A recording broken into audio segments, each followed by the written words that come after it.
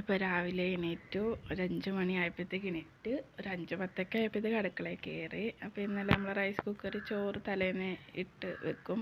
അപ്പോൾ അത് തിളപ്പിക്കാനായിട്ടൊക്കെ ഒന്ന് രണ്ട് മൂന്ന് തിള തിളപ്പിക്കും. പിന്നെ കുറച്ച് മീൻകറി ഉണ്ടായിരുന്നു, അത് പറ്റിക്കാൻ വെച്ച്. ഇന്ന് കാപ്പിക്ക് അപ്പമാണ്. അപ്പോൾ ഉപ്പും സോഡാപ്പൊടിയൊക്കെ ഇട്ട് അതൊന്ന് കലക്കി റെഡിയാക്കി വെച്ചു. അപ്പോഴത്തേക്ക് ചുടുമ്പോൾ നന്നായിട്ട് പൊങ്ങിയിരിക്കും. അപ്പം കഴിക്കുന്നതനുസരിച്ച് ചുട്ട് വെക്കത്തില്ല അപ്പമായതുകൊണ്ട്. എന്നിട്ട് പിന്നെ പാത്രങ്ങളെല്ലാം ഇനിയിട്ട് വന്ന ഉടനെ ഞാനെടുത്ത് അടുക്കി പറക്കി വെച്ചായിരുന്നു. നല്ല ഇരുട്ടാണ്, വെട്ടമൊന്നും വന്ന് തുടങ്ങിയില്ല. ഒരു 5-5:15 ആയി കാണും ഈ സമയമായപ്പോഴത്തേക്ക്. അപ്പോൾ പിന്നെ കാര്യങ്ങൾ ഓരോന്ന് ചെയ്യാമെന്ന് കരുതി. അപ്പോൾ നമ്മൾ ബീട്രൂട്ട് തലേന്ന് അരിഞ്ഞ് വെച്ച് ഇത് മുളകും സവാളയൊന്നും അതിനകത്തോട്ട് വെക്കാറില്ല. തോരൻ്റെ കാര്യങ്ങൾ അരിഞ്ഞിങ്ങനെ വെക്കും. പിന്നെ ഇന്നത്തേക്ക് ആവശ്യമുള്ള തേങ്ങയൊക്കെ പൊട്ടിച്ച് വെച്ച്, കാരണം ഇന്ന് കുറച്ച് തേങ്ങ ആവശ്യമുണ്ട്, തേങ്ങ വേണം.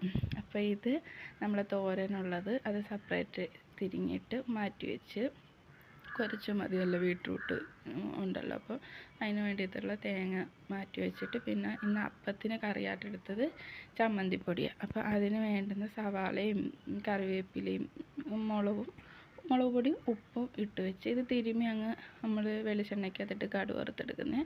ഇതല്ലാതെ ചോറിന് മൂക്ക് കൊടുത്തു വിടാനായിട്ട് ഒരിച്ചിരി ചമ്മന്തി, കാരണം കല്ലിലരയ്ക്കുന്ന ചമ്മന്തി ഇവിടെ എല്ലാവർക്കും ഇഷ്ടം. ഇന്നെന്തോ കല്ലിൽ അരയ്ക്കാൻ വയ്യാത്തതുകൊണ്ട് മിക്സിയിലങ്ങ് അരയ്ക്കാമെന്ന് വിചാരിച്ച് അങ്ങനെ ഒരു ഇച്ചിരി ചമ്മന്തി അരച്ചോളൂ. ഇത് കാണുമ്പോൾ ഒത്തിരി പോലെ തോന്നുന്നു, പക്ഷേ സംഭവം ഇച്ചിരി അരച്ചോളൂ. പിന്നീട് ഞാൻ അപ്പത്തിനുള്ള കാര്യങ്ങൾ നോക്കി, കാരണം തോരൻ കുറച്ച് കഴിഞ്ഞിട്ട് വെക്കാമെന്ന് കരുതി, ലാസ്റ്റ് വെക്കാമെന്ന് കരുതി. അപ്പോൾ ഇത് വെളിച്ചെണ്ണ ഒഴിച്ച് കടുക് പൊട്ടിച്ചിട്ട് വറ്റൽമുളകൊക്കെയും ഇടാം. ഇപ്പോൾ ഇല്ലാത്തതുകൊണ്ട് ഞാൻ ഇങ്ങനെ ഇതെല്ലാം കൂടെ കൈ കൊണ്ട് തന്നെ ഞെവിടും. ചിലർ നമ്മൾ മിക്സിയിലടിച്ചും ചമ്മന്തിപ്പൊടി ഉണ്ടാക്കും, അതാണ് ചമ്മന്തിപ്പൊടി. പക്ഷെ ഞാൻ ഇങ്ങനെയാണ് ഉണ്ടാക്കുന്നത്. കാര്യവും എളുപ്പമാണ്, ടേസ്റ്റും കുഴപ്പമില്ല, മറ്റേതും ടേസ്റ്റൊക്കെ തന്നെ. അങ്ങനെ അത് ഒരു കുഞ്ഞു പാത്രത്തിലാക്കി മാറ്റി വെച്ചിട്ട് ആ ഇരുമ്പേട്ടി തന്നെയാണ് ഞാൻ തോരനും കൂടെ ആക്കിയത്. കഴിവുണ്ടല്ലോ, വേറെ എരിയുണ്ടെന്നല്ലേ ഉള്ളൂ. അതെല്ലാം എടുത്ത് മാറ്റി വെച്ചിട്ട് പിന്നീട് തോരനുള്ള കാര്യം നോക്കി. തോരൻ ലാസ്റ്റ് വെക്കുന്നതെന്ന് വെച്ചാൽ നമ്മൾ രാത്രിയിലൊക്കെ ആകുമ്പോഴത്തേക്ക് വെളുപ്പിനെ വെക്കുമ്പോഴത്തേക്ക് വല്ലാണ്ടാവും. അപ്പം ലാസ്റ്റ് വെച്ചാൽ കുഴപ്പമില്ലല്ലോ, അത്ര ഇതാവത്തില്ല. അപ്പോഴത്തേക്ക് നേരമൊക്കെ വെളുത്ത് ഒരു 6 മണിയൊക്കെ ആയായിരുന്നു. അപ്പോഴത്തേക്ക് ചായയും വെച്ച് ഒരടുപ്പിൽ തോരനും വന്നുണ്ട്. ഇനി ഈ പാത്രങ്ങളുമൊക്കെ കഴുകി ഇവിടെ നിന്ന് വൃത്തിയാക്കിയാൽ അടുക്കള നീറ്റാവും. ഇന്ന് പെട്ടെന്ന് നേരത്തെ തന്നെ ജോലിയെല്ലാം ഒതുങ്ങി. ഇന്നലെ ആദ്യത്തെ ദിവസം ആയതുകൊണ്ടാണെന്ന് തോന്നുന്നു ഒന്ന് ലേറ്റ് ആയായിരുന്നു. അപ്പോൾ ചായയും കൂടി ഇട്ടിട്ട് പാത്രം കഴുകാമെന്ന് എഴുതി. അങ്ങനെ പാത്രമെല്ലാം കൂട്ടിയിട്ടിട്ടുണ്ട്. പിന്നെ എല്ലാം വൃത്തിയാക്കി, ഗ്യാസും ഒക്കെ അങ്ങ് വൃത്തിയാക്കി, പിന്നെ ചായയുടെ പാത്രവും എല്ലാം കിടന്നതെല്ലാം അതും എല്ലാം കഴുകി അതെല്ലാം വൃത്തിയാക്കി. അപ്പോഴത്തേക്ക് 7 മണി ആയില്ല, 6:45 അങ്ങാണ്ടായിരുന്നു. അപ്പോഴത്തേക്ക് ഞാൻ പോയി കുഞ്ഞിൻ്റെ ഡ്രസ്സും ഇട്ടുകൊണ്ടുള്ള കാര്യങ്ങളെല്ലാം എടുത്തു. അതിൽ എന്തെങ്കിലും ഒന്നും മറക്കും.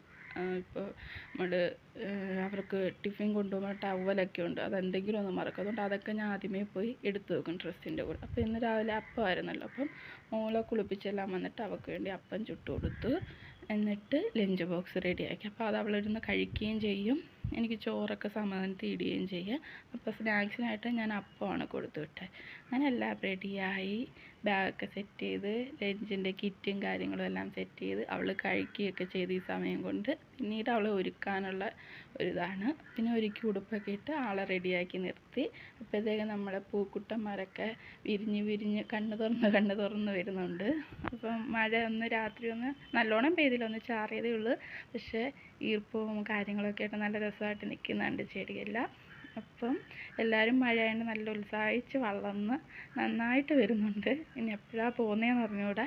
എല്ലാത്തിലും മൊട്ടിട്ട് ഇങ്ങനെ നിൽക്കുന്നു, മുല്ല ആയാലും റോസ ആയാലും ഒക്കെ നന്നായിട്ട് നിൽക്കുന്നു.